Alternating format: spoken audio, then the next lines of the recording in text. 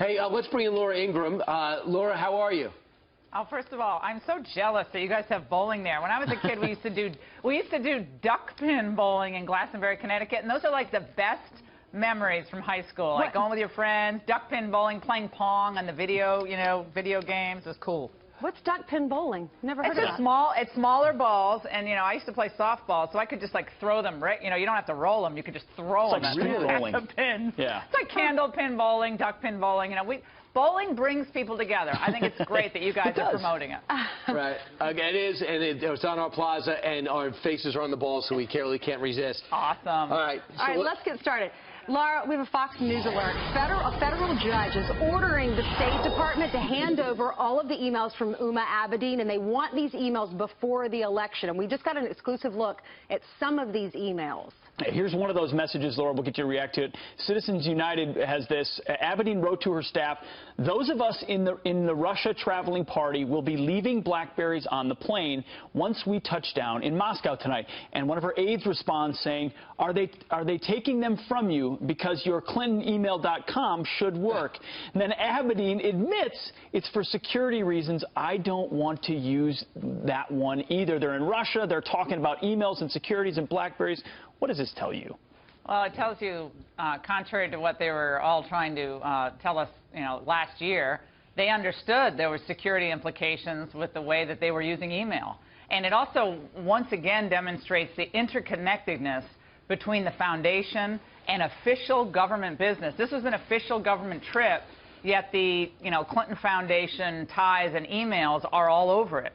And obviously in 2009, that was during the whole attempt to reset our relations with Russia. I'm not sure that was that exact trip, but that was the new effort to really start at ground zero with the Russians and begin anew a relationship with that country. And we've talked about what followed with this uranium deal, with Russian interests being able to buy I think a third of one of our biggest uranium interests in the United States after donations going to the Clinton Foundation. So, again, and going back to the court order that, thank goodness, groups like Judicial Watch and Citizens United are litigating on the behalf of the American public. Think about it. The Clintons, when they're in government, they will not admit to the truth unless they have something like DNA evidence with the blue dress or a court order. You need a court order to get them to be transparent. That's what people watching or thinking about this election have to understand. When Hillary is unchecked by a court, if she gets to appoint all the judges, the Supreme Court, she will be unchecked. No one will hold her accountable. That's where we're going to be if Hillary Clinton is president. Or also you have all these emails that were not turned over. The FBI actually had to dig them up themselves. Then you find out they used bleach bit to wipe out all the other emails when she pretends as if she doesn't even know what the term wipe a computer means, when she knows exactly what's going on. And if this is a long job interview, how's that interview going? No press conferences, no public events, barely a strong speech. There's no policies. There's no mission statement, but a lot of fundraisers out in the Hamptons. How does that resonate with the average person? I think when you're seeing these polls tighten, especially in the swing states, Brian, I think more people are starting to focus on this election, frankly. I think we all focus on it, but now more Americans are focusing on it. And the bottom line in all of this is that Hillary Clinton will try to wait this out, run out the clock until Election Day. And all she has right now is her big donors' money to run a lot of negative ads, and she has personal insults and attacks on Trump. So Trump's temperament, Trump's crazy, all the things she's going to say, and the ads. That's all she has. She will not discuss her record. She will not discuss what's happened to the Middle East in the wake of her time as Secretary of State. She won't talk about the rise of China. She will not talk about this stagnating economy under Obama.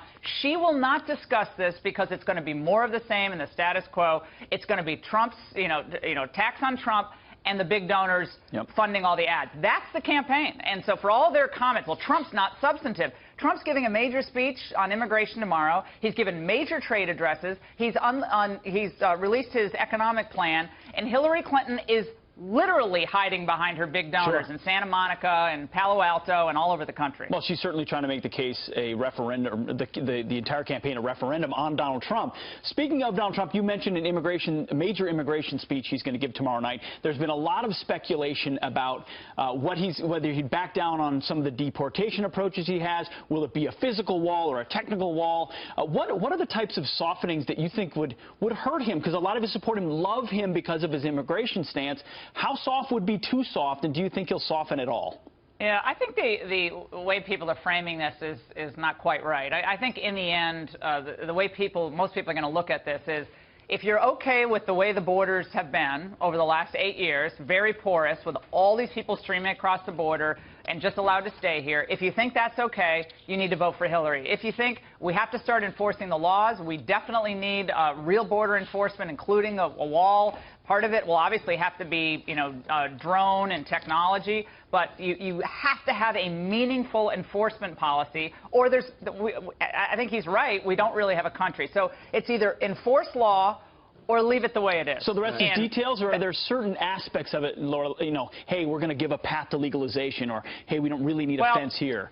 Look, I wouldn't do any of that stuff. I mean, if that's the way they're going, well, that's the way the campaign is thinking about that. That's not how I approach it. I wouldn't have rolled this out the way they're rolling it out. I don't know what they're doing on that. But I think, again, for regular people, seeing how their communities are affected by mass migration of illegal immigrants, I think the choice is stark. I don't think his supporters are going to say, oh, Donald Trump's not going to do immigration enforcement, so we're going to vote for Hillary. That wouldn't make any sense. But I think we'll have to see what he says tomorrow.